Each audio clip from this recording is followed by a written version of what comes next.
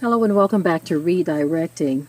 I'm going to give you this really sweet story. I'm going to share it with you guys. I meant to do this earlier this morning. This morning I was really busy, tied up, and unable to do this. So I'm going to take care of it now. I'm going to tell you the good, the bad, and the ugly. We have some very good parts to share in this story. And then we have something very sad as well. What you're looking at is one of our hens. She had gotten out of the main area with the rest of the birds, and she decided she wanted to be free. And so we didn't put her back because we noticed that she had laid like a pile of eggs over near some tractor parts. And so when we saw that, we were like, we can't put her back. Look at that sweet mama. She would just go over there and she would sit on her eggs. And so we said, okay, we'll let her sit on her eggs. Let me speed this thing up. Anyway, we noticed the day before yesterday, the evening before, that one of her eggs was starting to hatch and chirp. And so we said, okay, you know what, we got to do something quick. We had this enclosure right here. So we said, let's put her in there, because if her eggs hatch in the middle of the night, and that cat, our son Elia has a cat. He said if that cat catches that baby, we're going to be very upset, and I'm sure she is too. So we put her in here, and look, she had a total of 6 babies. Now, as you see, one of them, when we got back today, we noticed that one of them is deceased. You can see it right there. So that's the sad part of the story. But I want you to look at that bigger bird, the one that's kind of standing right now on top of the deceased bird. We haven't gotten the deceased bird out yet, but look at that bigger bird. That is not her baby. Let me tell you what happened with that. He or she, I can't tell the male from the female yet, okay?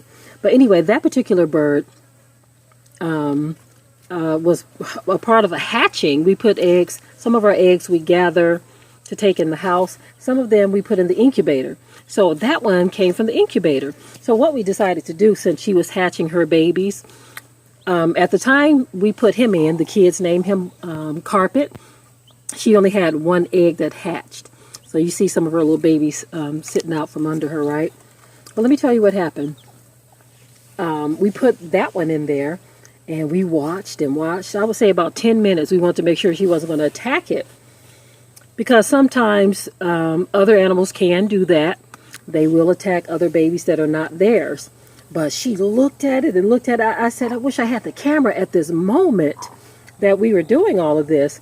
But I was so in the moment of how beautiful it was to see this mama taking care of her babies and looking at this one, that I didn't want to go run and get my camera. And we were all just oohing and eyeing, right? But anyway, long story short again, she actually allowed the baby to stay. Look at him. See how he's going under her too? Initially, while she was sitting on her 1 egg that had hatched, he nestled down on her back, on top of her. Look at that. That's not her baby right there. And she just kind of like did that motherly thing. She was making those beautiful gurgling sounds that hens make when they're feeling motherly, you know. And she allowed him, Blanket or Carpet, the kids named him Carpet, to nestle down on her back.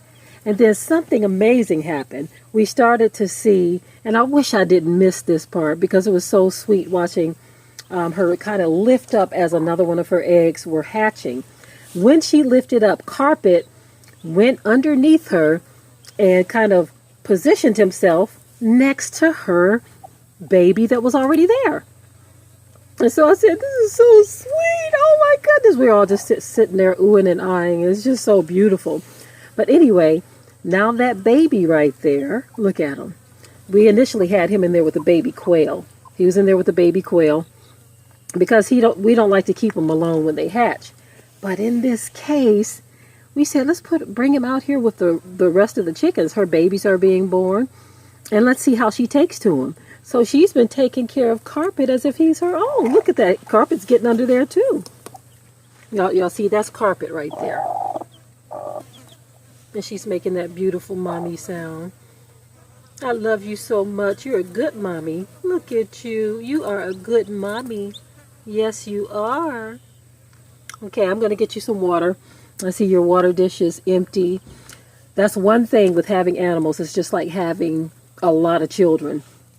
We've been gone, taking care of a lot of things that need to be taken care of.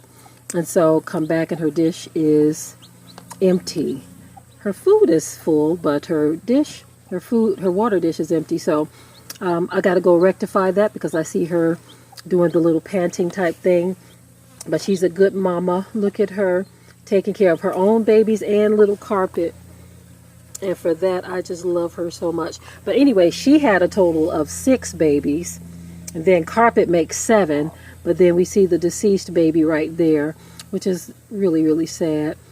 But as a good mama, she's taking care of those who are remaining. And so we're going to take care of her. Like I said, we had to put her inside of this enclosure with the lock on it to keep that cat away from her. Well, the cats don't bother the cat. We only have one.